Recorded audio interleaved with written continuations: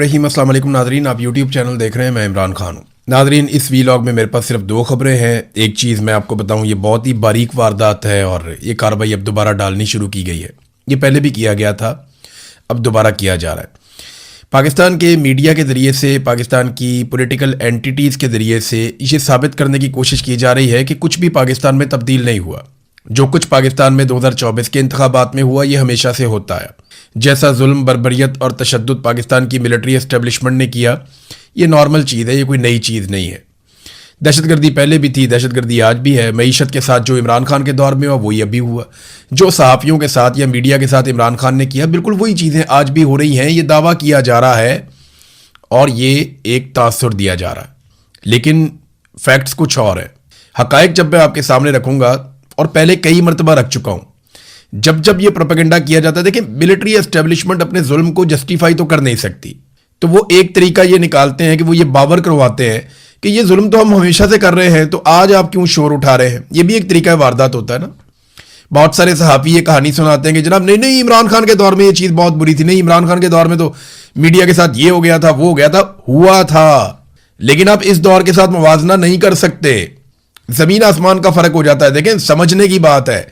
इमरान खान के दौर में मीडिया के साथ बहुत कुछ बुरा हुआ जो नहीं होना चाहिए था, और वो काबिल मुज़म्मत था। और जो कुछ भी हुआ उस पर उस वक्त मैंने भी आवाज़ उठाई, बाकी सारे मीडिया ने भी आवाज़ उठाई, हम लोगों ने तब भी एहतजाज किया था। लेकिन उस दौर का मुवाजना आप इस दौर के साथ तो कर ही नहीं सकते ना, मुमकिन ही नहीं है। मैं कुछ चीज़ें आपको बताता हूँ कि तो देखें, कहते हैं इलेक्शन चोरी हुआ तो पहले भी हुआ था, सहाफ़ियों पर सख्ती आई तो पहले भी आई थी, मईशत तबाह हुई तो इमरान खान ने भी की थी। अब ये कहते हैं इस तरह से, लेकिन फैक्ट्स आप देखेंगे जो कुछ 2024 के इंतखाबात में हुआ, ऐसे तारीख में पहले कभी नहीं हुआ। इंतखाबी निशान छीन लिया गया, पहले नहीं हुआ। उम्मीदवार अगवा कर लिए गए, पहले नहीं हुआ। कागजात नामजदगी जमा करवाने जा रहे हैं, रास्ते में कागजात ही छीन लेते हैं, ऐसा हमने पहली दफ़ा देखा। जलसे और जुलूसों पर एक पॉलिटिकल पार्टी जो इलेक्शन में है, उस पर मुकम्मल तौर पर पाबंदी लग गई, ये भी हमने पहली दफा देखा। एक पॉलिटिकल पार्टी का झंडा आपको कहीं नजर नहीं आया, पोस्टर और बैनर कहीं नजर नहीं आया, ये भी हमने पहली दफा देखा। वोट मांगने तक पे पाबंदी लगा दी गई, ये भी हमने पहली दफा देखा। 6 माह से एक लीडर मुकम्मल तौर पे गायब था, ना उसकी तस्वीर, ना उसकी ऑडियो, ना उसकी वीडियो। अगवा बराए बयान तवातर के साथ हो रहे थे, जबरी तौर पे लापता किया जाता था उम्मीदवारों को। वो वापस आते थे, कहते थे जी हम पीटीआई से और इमरान खान से हमारा कोई ताल्लुक नहीं है। ये इससे पहले हमने नहीं देखा था। फिर वफादारियां जानबूझकर छुड़वाई गई, दबाव डालकर लोगों पर। चादर और चार दीवारी का तकद्दुस जिस तरह पामाल किया गया इन इंतखाबात से पहले हमने नहीं देखा। हजारों कारकुनों को जेलों में भरकर एक पॉलिटिकल पार्टी को इलेक्शन में उतारा गया, ये भी नहीं देखा। इंटरनेट और मोबाइल फोन बंदिश, यानी ये सारा कुछ भी किया गया।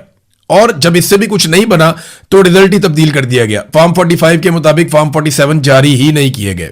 देखिए, ये सारी चीजें, कोई एक चीज किसी इलेक्शन में हो गई, कोई दूसरी चीज किसी इलेक्शन में हो गई, कोई एक आधी चीज थोड़े बहुत पैमाने पे एक इलेक्शन में हो गई, ये सारे हथकंडे मिलाकर एक इलेक्शन में इस्तेमाल किए गए। तो ये तो पाकिस्तान की तारीख में पहले कभी नहीं हुआ। 2018 में आरटीएस बैठने का शिकवा पीएमएलएन करती है, लेकिन आज आपके सामने एक बड़ा इंटरेस्टिंग फैक्ट मैं रखता हूं। जरा आप रिजल्ट निकालें और उस टाइम की लाइव कवरेज चेक करें। जब आरटीएस बिठाया गया तो उस वक्त पाकिस्तान तहरीक इंसाफ आगे चल रही थी, लेकिन जब दोबारा आरटीएस बहाल हुआ और रिजल्ट आए तो पीएमएलएन आगे बढ़ गई थी और पीटीआई की सीटें कम हो गई थी। देखिए, अगर तो आरटीएस 2018 में इमरान खान के हक में बिठाया जाता तो आरटीएस बैठने के बाद जब दोबारा रिजल्ट जारी हुए तो इमरान खान की सीटें पहले से ज्यादा होनी चाहिए थी। लेकिन दिलचस्प बात यह है कि जिस वक्त आरटीएस को बिठाया गया उस वक्त इमरान खान साहब की पार्टी ज्यादा आगे चल रही थी, और जब दोबारा नतायज जारी किए गए तो इमरान खान साहब की पार्टी कम आगे चल रही थी, यानी पीछे चली गई। ये तो 2018 की वारदात है। अब अगर आप ये देखें कि 2024 में रिजल्ट बंद हुए, तो जब रिजल्ट बंद हुए तो पाकिस्तान तहरीक इंसाफ 180 नशिस्तों पर जीत रही थी रात 12 बजे के आसपास, और पीएमएलएन जो है वो 17-18 सीटों तक महदूद थी। लेकिन जैसे ही दोबारा रिजल्ट जारी किए गए फॉर्म 47 के, तो पीएमएलएन सादा अक्सरियत में पहुंचा दी बाकी जमातों के साथ मिलाकर। यह भी पहली मर्तबा हुआ कि मखसूस नशिस्तें माले गनीमत की तरह छीन कर दूसरी पॉलिटिकल पार्टीज में बांट दी गई। तो 2024 के इंतखाबात का जो बंदा भी पिछले इंतखाबात के साथ मवाजना करता है वो ज्यादती करता है। हाँ, 2018, 2013, 2008, उससे पहले 2002, इन इंतखाबात का आप आपस में मवाजना कर सकते हैं, लेकिन 2024 के इंतखाबात के साथ आप बाकी इंतखाबात का मवाजना नहीं कर सकते। हाँ, ज्यादती हमेशा एस्टेब्लिशमेंट करती है, लेकिन एक लिमिट तक करती है। लेकिन इस मर्तबा उन्होंने अपने सारे हथियार इकट्ठे करके एक साथ चलाए हैं और उनकी शिद्दत में भी इजाफा किया। सहाफियों पर जुल्म, एक आ जाता है जी, इमरान खान के दौर में भी हो रहा था, अब भी हो रहा है, कौन सी कोई नई चीज हो रही है? नहीं जी, ऐसे नहीं है। इमरान खान के दौर में सहाफियों के साथ जो हुआ वो बहुत बुरा हुआ। मैं आज भी कहता हूं और मैं उस वक्त भी कहता था, लेकिन उसका मवाजना आप नवाज शरीफ के पिछले दौर से कर सकते हैं। 2022 के बाद तो कहानी बदल गई ना। मामला यह है कि इमरान खान के दौर में सहाफियों के साथ जो बुरा हुआ वो तवातर से पहले भी होता चला आ रहा था। नवाज शरीफ के दौर में, पीपल्स पार्टी के दौर में, या उससे पहले कुछ हद तक मुशर्रफ के दौर में, और उससे पहले वाले दौर में भी। तो आप मुवाजना वहां कर सकते हैं। रजीम चेंज ऑपरेशन के बाद जो सहाफियों के साथ हुआ उससे नहीं कर सकते। देखें ना, मोतीउल्लाह जान साहब जबरी तौर पे लापता होते हैं, हम सब शोर मचाते हैं, उसकी मजम्मत करते हैं, रोला डालते हैं, और 5 घंटे के अंदर इमरान खान साहब उसका नोटिस लेते हैं, बहुत सख्ती करते हैं। पाकिस्तान की ISI को मोतीउल्लाह जान साहब को छोड़ना पड़ जाता है, वो मंजरे आम पे आ जाते हैं। जबकि मुझे जबरी तौर पे लापता किया जाता है और सारे शोर मचाते हैं, सब बोलते हैं। 5 महीने तक मुझे एक अजाब के अंदर मुसल्लत करके रखा जाता है कि हमारी बात मानो, नहीं तो हम नहीं छोड़ेंगे। कितना फर्क है, कहां 5 घंटे और कहां 5 महीने। मोतीउल्लाह जान को भी अगर इस दौर में उठाया जाता, अगवा किया जाता, जबरी तौर पे लापता किया जाता, हो सकता है वो 5 महीने क्या 1 साल उनको ना छोड़ते। तो ये जो जुल्म और ज्यादती की दास्तानें अब लिखी गई हैं, ये माजी में नहीं थी। अरशद शरीफ की शहादत वाला जो मामला इतना बड़ा, ये पहले नहीं हुआ कभी। सहाफियों के ऊपर इस बड़े पैमाने पर मुकदमा दर्ज नहीं हुए। आज 1 दर्जन से ज्यादा सहाफी पाकिस्तान से बाहर बैठे हुए हैं। शाहिद असलम पाकिस्तान से बाहर है, मुईद पीरजादा पाकिस्तान से बाहर है, साबिर शागिर साहब पाकिस्तान से बाहर हैं, वजाहत सईद खान साहब पाकिस्तान से बाहर हैं, जुबैर अली खान साहब पाकिस्तान से बाहर हैं, अहमद नुरानी साहब तो चलो पहले से ही पाकिस्तान से बाहर हैं, वो तो पिछले दौर में ही चले गए थे। और भी सहाफी हैं जो पाकिस्तान छोड़ छोड़कर चले गए हैं। ये जो इंसानी हकूक की पामालियां हो रही है, इनका भी कहा जाता है जी इमरान खान के दौर, ओ भाई हर दौर में इंसानी हकूक की पामालियां हुई हैं। इस दौर में नए रिकॉर्ड बने हैं, ये मानो। ये जो है ना, एक जैसा करके ना तो ये तासुर देते हैं कि जनाब ये कोई नई चीज नहीं हो रही। क्यों नहीं हो रही नई चीज? जो मानक बलोच के साथ अब हो रहा है, देखिए खवातीन के साथ तो नहीं होता था ना, कम से कम। हाँ, ये पहले जुल्म होता था, जबर होता था, अली वजीर के साथ हुआ, बहुत सारे और लोगों के साथ हुआ, लेकिन ये मामला मर्दों तक महदूद रहते थे। लेकिन अब तो खवातीन को जैसे टारगेट किया गया, जिस तरीके से खवातीन को जेलों में भर दिया गया, वजीर आजम साबिक है उसकी अहलिया को उठा के जेल के अंदर डाल दिया, इद्दत जैसा घटिया केस बना दिया। यास्मीन राशिद हो गई, सनम जावेद हो गई, आलिया हमजा हो गई, फलक जावेद हो गई, भुट्टा साहिबा हो गई, उसके अलावा यहां पे तैयबा राजा साहिबा हो गई, और बेशुमार। अभी खास तौर पे मैं जिक्र करूंगा कि जो किया जा रहा है ईमान मजारी और उनके शौहर के साथ, हद नहीं है वैसे। वो हामला खातून है और इंसानी हकूक के लिए आवाज उठाती, उसको उठा के भी जेल में भराओ। ये जुल्म जो अब हो रहा है, मानक बलोच उनके साथ और खवातीन भी गिरफ्तार है, ये इससे पहले नहीं हुआ। पहले होता था जुल्म, लेकिन उसका मुवाजना पिछले एतवार के साथ कर सकते थे। जबरी गुमशुदगियां जिस तरीके से अब हथियार बना ली गई हैं कि वुकला को भी, सहाफियों को भी, शायरों को भी, हर एक को जबरी तौर पर लापता कर देते हैं, ये तो माजी में नहीं होता था। तो मिलिट्री एस्टेब्लिशमेंट ने जो गियर अब लगाया है वो इससे पहले कभी नहीं लगाया था। तो 2024 का आप उसके साथ मुवाजना कर नहीं सकते। अब नॉर्मलाइज करने के लिए ये कहते हैं जनाब मईशत तो इमरान खान के दौर में भी खराब थी, सारे आदादोशुमार आप उठा लें, खासतौर पर जो हुकूमत के अपने आदादोशुमार हैं उनको आप देखें तो गुर्बत और बेरोजगारी के रिकॉर्ड टूट गए हैं, महंगाई के रिकॉर्ड भी इसी दौरे हुकूमत में टूट गए हैं, कर्जे लेने की रफ्तार के रिकॉर्ड भी इस दौरे हुकूमत में टूट गए हैं, शायद आइंदा कोई और ना तोड़ पाए। कम तरीन सरमायाकारी का भी 50 साल रिकॉर्ड टूट गया है। ब्रेन ड्रेन पाकिस्तान में हो रहा है, लोग पाकिस्तान छोड़कर जा रहे हैं, यहां पे भी सारे रिकॉर्ड टूट गए हैं। हालांकि एयरपोर्टों में सख्त निगरानी है, फिर भी लोग पाकिस्तान छोड़ छोड़ के बाहर जा रहे हैं। पाकिस्तान से पैसा बाहर जा रहा है। वजीर दाखिला ने खुद बताया कि $100 अरब 3 साल के अंदर मनी लॉन्डर हो गए पाकिस्तान से। ये सब हम देख रहे हैं ना, बिजली की कीमतें हों या पेट्रोल की कीमतें हों, जितने का इमरान खान पेट्रोल बेचता था उतनी तो ये सिर्फ अब लेवी ले रहे हैं, और लेवी में इन्होंने इतना पैसा ले लिया जितना इनको IMF ने नहीं दिया। तब IMF की शरायत आती थी कि जनाब आपने हमारे टारगेट पूरे करने हैं। हमेशा होता था नवाज शरीफ के दौर में, इमरान खान के दौर में, उससे पहले पीपल्स पार्टी के दौर में, मुशर्रफ के दौर में IMF टारगेट्स अपने देता था, ये आपने पूरे करने हैं। उनकी कुछ शरायत आती थी, आपको पूरी करनी पड़ती थी। लेकिन अब क्या हो रहा है, अब नाज़रीन आपका बजट ही IMF बना रहा है। आपको अप्रूवल हर चीज की उनसे लेनी पड़ती है। वो आते हैं आपके जजों को मिलते हैं, वो आते हैं आपकी ब्यूरोक्रेसी को मिलते हैं, वो आते हैं आपके सिस्टम के अंदर जिस चीज पे चाहते हैं वो मुलाकातें करते हैं, और उसके बाद वो बताते हैं कि आपने बजट क्या बनाना है और क्या नहीं बनाना। तो IMF का मॉडल तो तरक्की वाला है ही नहीं, वो तो मॉडल है लोगों को दबाने वाला, लोगों से टैक्स निकलवाने वाला, और वो फिर आप निकालेंगे क्योंकि वो बैंकिंग का एक पूरा सिस्टम है। वो मईशत को आपकी सपोर्ट नहीं कर सकता, वो आपको खुद करनी थी। दहशतगर्दी का, अच्छा एक और चीज, मल्टीनेशनल कंपनियां पाकिस्तान कितनी छोड़ के चलेगी? फॉरेन इन्वेस्टर्स जो कंपनियां थी वो तकरीबन 90 कंपनियां, कैसर बंगाली साहब ने अभी एक फैक्ट सामने रखा कि वो भी छोड़कर चले गए। बड़ी बड़ी मल्टीनेशनल कंपनियां जो पाकिस्तान के अंदर काम करती थी, आप बड़े फख्र से बताते थे, वो पाकिस्तान छोड़कर चली गई। बहुत सारे लोग बेरोजगार हो गए। ये इस दौर में हुआ, इसका मुकाबला नहीं आप किसी के साथ कर सकते। इमरान खान के दौर में कोरोना भी आ गया, बदतरीन हालतें हो गई, लेकिन आप उसका मुवाजना करना चाहते हैं तो मुशर्रफ के दौर से कर लें। इकोनॉमी में पीपल्स पार्टी या पीएमएलएन का जो दौर था 2013 से 18, उससे कर लें। ये जो अब तबाही है ये कंपेरेबल ही नहीं है, इसका मुकाबला उसके साथ कर ही नहीं सकते। दहशतगर्दी की शिद्दत में जो इजाफा हुआ है, ये पाकिस्तान में एक रिकॉर्ड टूट गया। परवेज मुशर्रफ जिस लेवल पे दहशतगर्दी को छोड़कर गया था और उसके बाद जो एक वेव आई थी चंद साल के लिए, ये पाकिस्तान वहां पहुंच गया वापस। जितने खौफनाक दहशतगर्दी के वाकयात हुए, अब तमाम अदादुशुमार उठाकर देख लें और पाकिस्तान की इंटेलिजेंस एजेंसियों को जितना फेलियर हुआ इस मर्तबा, इससे पहले कभी नहीं हुआ। क्योंकि मुशर्रफ ने सारी एजेंसियों को सियासत में लगा दिया था, वो बर्बाद हो गई थी और पाकिस्तान में दहशतगर्दी फैल गई।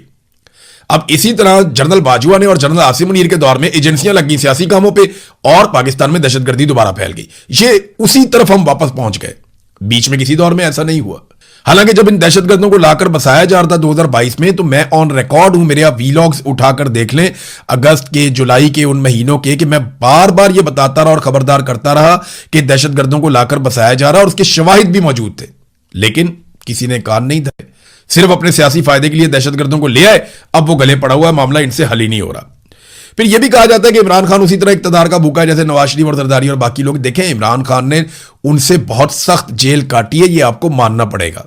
जालमो, ये तो मानो वो 3.5 साल से ये तकलीफ बर्दाश्त कर रहा है, 3 साल से वो जेल में है।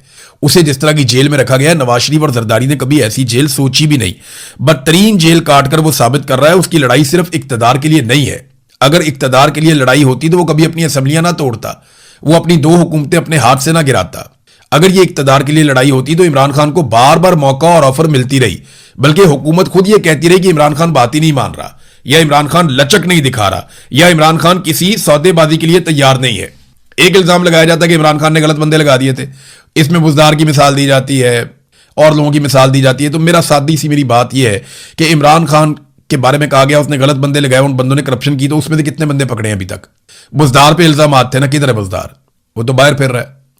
खालिद जमीर गुज्जर पे इल्जाम थे, किधर है वो? बाहर फिर रहा है। फिर टीके के ऊपर इल्जाम आते ताहिर खुर्शीद पे, ब्यूरोक्रेट पे, वो किधर है? वो तो गिरफ्तार नहीं है। जितने बाकी लोग जिन पे इल्जाम लगे इमरान खान के दौर में, वो तो सारे बाहर है। जहांगीर तरीन किधर है? वो तो बाहर है। अलीम खान किधर है? वो तो इक्तदार में है। तो भाई जिन जिन लोगों के ऊपर इल्जाम लगाए गए वो सारे लोग इस सिस्टम का हिस्सा बन गए और इमरान खान को अकेले को उठा के उसकी बीवी को जेल में डाल दिया जिनके ऊपर कोई इल्जाम नहीं लगाया गया था। तो नाज़रीन, ये मंजन आपको बेचा जाएगा कि जनाब नॉर्मलाइज किया जाएगा, और ये हमेशा करते हैं कि जनाब ये कोई नई चीज नहीं है, हर दौर में होती रहती है। इमरान खान के दौर में देखें, इमरान खान कोई फरिश्ता नहीं है, उसके दौर में बहुत सारी गलत चीजें हुई और हमने उन चीजों को उस वक्त पॉइंट आउट किया। जितनी हमारी कैपेसिटी होती है, जितनी हमें खबरें मिलती हैं, हम करते हैं। कुछ स्कैंडल्स मैं लेकर आया, कुछ और कोई सहाफी लेकर आए, कुछ सहाफियों ने बड़े जबरदस्त तरीके से बहुत बड़े बड़े स्कैंडल्स भी बेनकाब किए। तो वो दौर भी ऐसा नहीं था कि फरिश्तों का दौर हो, लेकिन उस दौर का मुवाजना पिछले दौर के साथ करें। ये जो दौर है ना, ये दौर तो फितने का और खौफनाक दौर आ गया पाकिस्तान में। जो तबाही पाकिस्तान में 2022 के बाद हुई, ये तो बदतरीन मुखालिफिन इमरान खान के कहते हैं कि ऐसा जुल्म हमने इससे पहले कभी नहीं देखा। तो इन दोनों चीजों का मुवाजना करने वाला आदमी मुनाफकत करता है, इन दोनों चीजों का मुवाजना करने वाला आदमी ज्यादती करता है। यह बात है कि पाकिस्तान में हमेशा से मीडिया के लिए हालात बुरे थे, इमरान खान के दौर में भी बुरे थे। वो दूध और शहद की नहरें तो नहीं बह रही थी, लेकिन फिर भी आज के दौर से मुवाजना करने वाले ज्यादती करते हैं। वो इसलिए करते हैं ताकि चीजों को नॉर्मलाइज किया जाए और मिलिट्री एस्टेब्लिशमेंट इस वक्त जो पाकिस्तान में जुल्म कर रही है उसको एक जवाब फराहम किया जाए। नाज़रीन, डोनाल्ड ट्रंप ने मुसलमान मुल्कों को वार्निंग दी है और उन्होंने कहा जी अब्राहम अकॉर्ड पे आप नहीं आएंगे तो फिर मुआहदा भी नहीं होगा। यानी इस तरह का, इसका मतलब सादा मतलब यह है कि आपको अब्राहम अकॉर्ड तस्लीम करना पड़ेगा। मैं ये क्योंकि हसास खबर है तो ये खबर मैं आपको पढ़ के सुना देता हूं एक NBC न्यूज से। और खबर यह है, डोनाल्ड ट्रंप ने पीर के रोज ये कहा कि ईरान के साथ किसी भी मुआहदे में कई इजाफी ममालिक बशमूल सऊदी अरब और तुर्की को अब्राहम अकॉर्ड में शामिल होने की जरूरत होनी चाहिए। यानी वो ये कह रहे हैं कि अगर ये मुआहदा होगा तो इसके साथ ये वाला मुआहदा भी करें आप। और ये अमरीकी सालसी वाले मुआहदे ये अमेरिका ने 2020 में डोनाल्ड ट्रंप ने शुरू करवाए थे, वो कहते हैं जी वो भी करो साथ में। एक सोशल मीडिया पोस्ट में डोनाल्ड ट्रंप ने कहा कि मुज़ाकरात अच्छी तरह आगे बढ़ रहे हैं, लेकिन किसी भी मुमकिना मुआहदे को 2020 में पहले से दस्तखत शुदा मुआहदों में बढ़ती हुई शिरकत से मशरूत किया है। कि जो अब्राहम अकॉर्ड का मुआहदा है उसमें कुछ लोगों ने पहले से दस्तखत किए हुए हैं, उसमें मजीद लोग शिरकत करें तो फिर हम ईरान के साथ एक मुआहदा कर लेते हैं। यानी अब वो इसराइल को तस्लीम करने के मामले के ऊपर शर्त लगा रहा है डोनाल्ड ट्रंप के, हम ईरान के साथ मुआहदा कर लेते हैं, अमन आ जाएगा, लेकिन आप इसराइल को तस्लीम करें। दबाव ज्यादा किन मुल्कों के ऊपर डाल रहा है? उन्होंने सऊदी अरब और कतर की तरफ इशारा किया कि वो ममालिक हैं जिन्हें फौरन दस्तखत करने चाहिए। यानी सऊदी अरब और कतर से तो बड़ा सख्त डिमांड डोनाल्ड ट्रंप ने किया कि आप फौरन अब्राहम अकॉर्ड के ऊपर दस्तखत करें।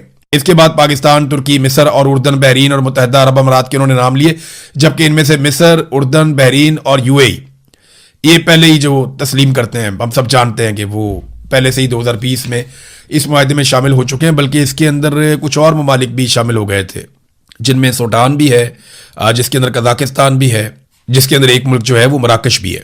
तो ये कुछ ममालिक पहले शामिल हो गए थे। तो डोनाल्ड ट्रंप ने अब ये कहना शुरू कर दिया। सऊदी अरब का तो मुझे बहुत मुश्किल लगता है, पाकिस्तान का भी मुश्किल लगता है।